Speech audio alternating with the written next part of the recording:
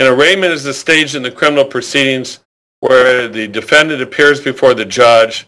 He's notified of the nature of the charges and the possible penalties of the charges, and he's asked to enter a plea. And the three types of pleas that can be entered are guilty, not guilty, or nolo contendere.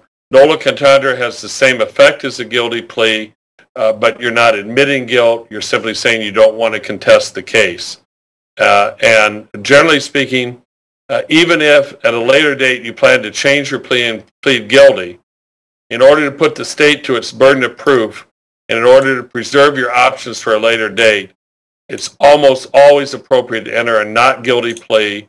Then you can engage in plea bargaining, you can engage in negotiations, and frequently negotiate a better plea for yourself than if you just go in and plead guilty.